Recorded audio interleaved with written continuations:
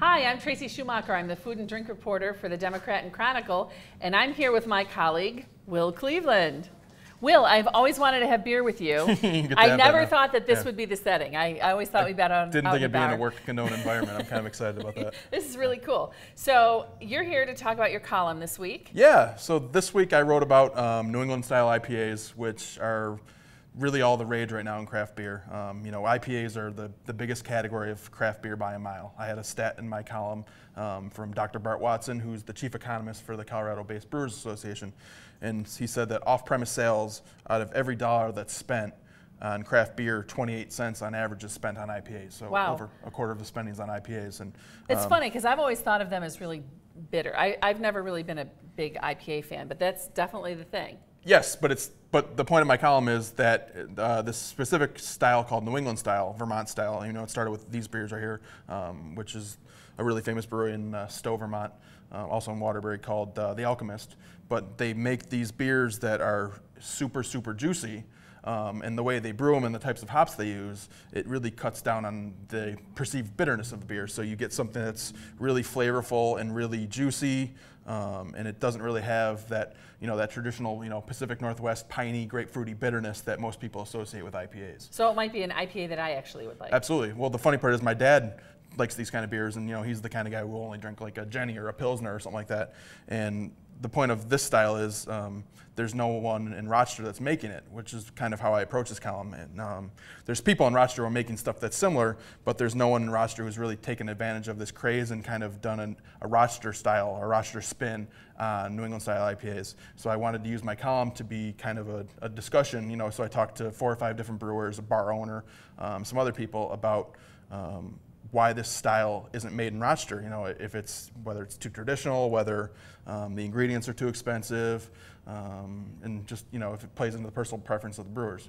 So I had a lot of fun. I think it's going to start a fun discussion. Well, and wasn't this inspired by a Facebook discussion? I saw the chatter on your Facebook. So about maybe 2 weeks ago on my Facebook page, I'm friends with, you know, a lot of brewers, a lot of obviously a lot of craft beer nerds. So I started a discussion. You know, the simple question was, you know, why is no one in Rochester making a New England style IPA? And you know, I got some text messages from some friends saying that I was being a jerk, that I was trying to troll them, you know, to you know, make people agitated or angry, and that wasn't the intent at all. But you're not a troll. No, surprisingly enough. But it turned into a really interesting debate, and it was a nice mix of, you know, like the brewer at Three Heads was chiming in about, you know, he's a very traditional background. You know, he comes from, you know, the Rohrbach, Jenny, CB school of brewing, so everything is more traditional, true to style. You know, heavier on the malt or, you know, whatever. And then I had other people, you know, other nerds who were like, you know, I'll willingly drive, you know, to Monson, Massachusetts, where Treehouse Brewing is, which is arguably the most buzzed about brewery right now.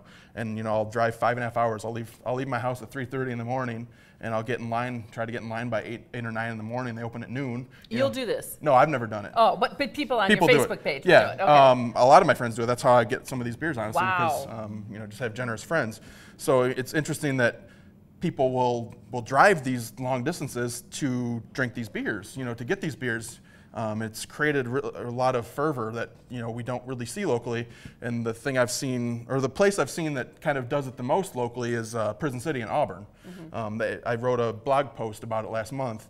They had an IPA called Mass Riot, which is supposed to be in the Massachusetts style of brewing, so similar to breweries like Trillium and Treehouse and Night Shift. Those kind of are the 3 breweries in Massachusetts that are kind of doing the New England style beers the best. And so they had a Paste Magazine blind taste test where they blind taste tested 247 IPAs, and Mass Riot from Prison City in Auburn was ranked as the #1 beer. Wow. So they did their first release of it on September 11th, and they sold out of a 5-barrel batch in 6 hours. Wow. Which is insanely unheard of.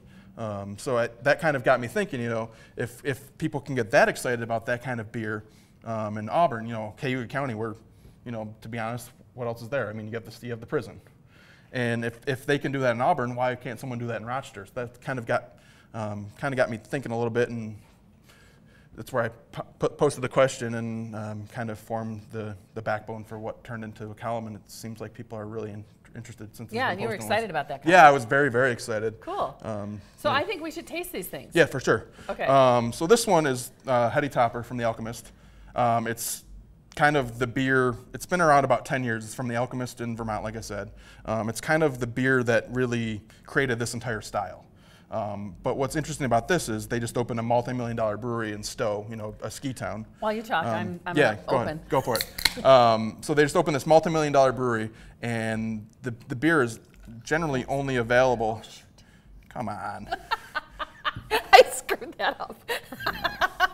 Just embarrassed right now. I'm sorry. This one's actually cleared, and some cans are. There's a lot of batch variation with this beer. Is there? Yeah. And is cloudiness a hallmark of this beer? Yes, haziness. Haziness. This has a little bit of haze. You can see kind of that haze. You know, I can't like wave my hand through it and really see it. Yeah. So this is more towards the translucent end. It's beautiful. Yeah, it's really nice. But this is kind of the beer that invented the style. Go for it. Thanks. 8%, super juicy.